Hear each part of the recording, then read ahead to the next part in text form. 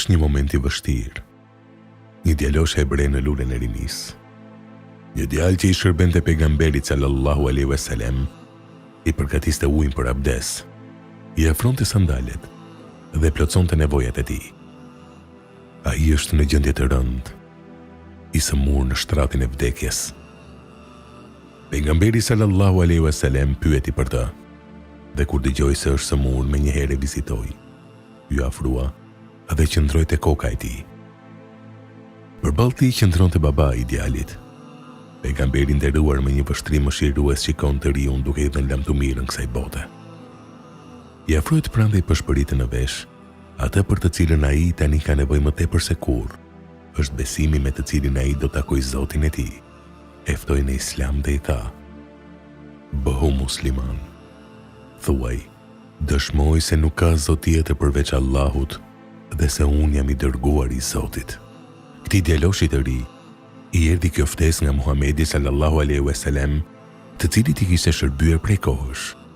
Ai kishte jetuar me të dhe e njihte shumë mirë. Ai e dinte se kështu mund të sillen vetëm pejgamberët dhe jo mbretërit mashtrues, por ai nuk shkëputej dot nga pushteti i prindërve që kishte pranë. Kështu që ai kthehet nga babai i tij, sikur po priste prej tij një miratim, qoftë edhe në heshtje. Pejgamberi ja përsëri, sikur po konkurronte me kohën në këto momente të shtrenjta. Në këto momente, babai i thotë që ti përgjigjej Ebu El Kasimit. Thuaj atë që ai thotë. Kur ja, nga buzët e djalit të lodhur nga sëmundja, del fjala e dëshmisë.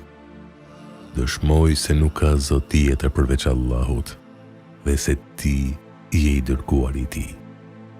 Ai e tha shahadetin të plot, por bashkë me shahadetin plotësoi edhe momentet e fundit të jetës së tij, sepse aty ai mori frym për herë të fundit dhe vdiq.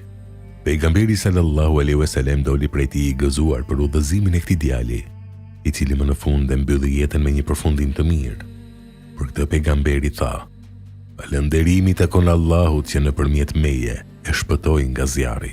Pastaj u drejtua shokëve të tij, duke urdhëruar me fjalët: "Faleni xhenazën vëllait tuaj." Ka disa momente që na ftojnë të ndalojmë të meditojmë rreth kësaj historie. Ju mund të habiteni për këtë përzierje midis pejgamberit sallallahu alaihi wasallam dhe hebrejve, deri në atë mas që në shtëpinë e tij të hyjë dhe të dalë lirshëm një nga të rinjtë e tyre, i cili kujdeset që t'i shërbej pejgamberit për nevojat e tij. Ne jemi të bindur se të gjithë sahabët do të dëshironin që t'i shërbeni pejgamberit dhe do dëshironin që këtë ta bënin edhe fëmijët e tyre.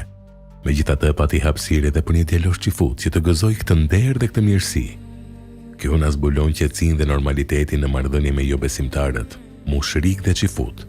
Kështu që nuk ka pasur ndonjë tension apo shqetësim. Shohim pejgamberin sallallahu alaihi wasallam teksa kalon pranë një tubimi ku qëndronin musliman, mushrik dhe qifut. Ulet me ta, bisedon me ta dhe i fton, e pastaj vazhdon rrugën. Madje ai, paqja dhe bekimet e Allahut qofshin mbi të dhe familjen e tij, i viziton në shtëpinë e tyre dhe i përgjigjet ftesës së tyre. Ai hap derën e shtëpisë së tij për vizitat e tyre. Madje i mundson një djaloshi të ri nga mesi i tyre të shërbejë në shtëpinë e tij. E gjitha kjo na tregon manifestim të forcës dhe besueshmërisë. Pasi kjo përzierje është rruga më e shkurtër për t'i njohur këta njerëz me fenë dhe njerëzit e saj, dhe për të rënuar pengesat që mund të ekzistojnë në shpirtrat e tyre për të pranuar ose për t'u njohur me të.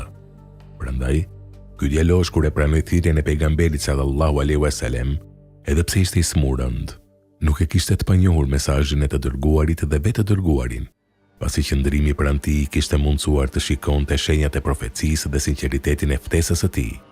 Kështu që dëshmia e tij erdhi krejt natyrshëm, e ndërtuar mbi njohje dhe bindje gjatë një shoqërie të ngushtë. Këtu vërejmë respektimin e aspektit njerëzor në marrëdhëniet me jo muslimanët. Sigurisht që ky është një udhëzim nga Allahu që e dërgoi Muhamedit sallallahu alaihi wasallam si mëshirë për të gjithë njerëzimin. Njeriu e tyre, nëse binte robe ushqente, të sëmurin e tyre e vizitonte, të vdekurin e tyre respektonte dhe thoshte: "A nuk është shpirt njeriu?" Prandaj, vizita e pejgamberit sallallahu alaihi wasallam tek një djalosh qifut, që nuk ishte as prijes dhe as drejtues, por një shërbëtor i vogël, është një skenë madhështisë njerëzore dhe bujarisë morale dhe fisnikërisë së Muhamedit sallallahu alaihi wasallam, të cilën sahabët dhe pasuesit e tyre ndoqën me dashamirësi, kështu që ata hapën dhe ndriçuan brendësinë e zemrave me dritën e Allahut dhe udhëzimin e tij. Pastaj mund të pyesim për sekretin e këtij gëzimi të madh dhe këtij përgëzimi të jashtëzakonshëm që kishte mbushur fytyrën e të dërguarit të Allahut. Ai e shpreh këtë duke lavdëruar dhe falendëruar Allahun. Falënderimi i takon Allahut që nëpërmjet meje e shpëtoi nga zjarri. Më pas më lidhjen e vllazërisë mes shokëve të tij dhe mes këtij djali që sapo ju bashkua radhëve të besimtarëve. Pastaj u ngarkoi atyre përgjegjësinë për kujdesin e funeralit të tij. Faleni xhenazën vëllait tuaj. Po ashtu pyesim, çfarë përfitoi dërguari Allahu sallallahu alaihi wasallam nga një djalë i ri, i cili e pranoi Islamin dhe vdiq në atë moment? Ai nuk merr dot pjesë në asnjë betejë, nuk u ashton numri muslimanëve, nuk ju sjell pasuri, nuk i shërben dot të dërguarit të Allahut siç i shërbente më parë. Atëherë pse i gjithë ky gëzim, udhëzimi i njerëzve dhe shpëtimi i tyre nga dënimi i zjarrit? Ishte kauza për të cilën jetoi pejgamberi sallallahu alaihi wasallam. Denjat e tij ishin të lidhura me të. Ato ishin gëzimi dhe trishtimi i tij, zemrimi i tij dhe kënaqësia e tij. Dhe kjo është arsyeja pse ai gëzohet me këtë gëzim dhe lavdëron Zotin e tij për këtë bekim, që një njeriu udhëzua në rrugë të drejtë dhe shpëtoi me thirrjen e tij nga zjarri. Pejgamberi sallallahu alaihi wasallam që gëzohet me një gëzim të tillë për një djalë që pranoi Islamin para se të vdiste, është po ai që pikëllohet më së tepërmi. Thua pikëllimi do ta shkatërrojë atë kur dikush kundërshton thirrjen e tij për besim. A thua ti do ta shkatërrosh veten nga hidhërimi pas tyre, nëse ata nuk i besojnë këtij ligjërimi, Kuranit? Njerëzit që kanë ndikim me thirrjen e tyre janë ata që synojnë aspektet e ndjeshmërisë në shpirtrat e tyre. Jetojnë me shqetësimet e tyre dhe preokupohen për hallet e tyre në atë formë që shfaqet dukshëm në ndjenjat dhe ndërgjegjen e tyre.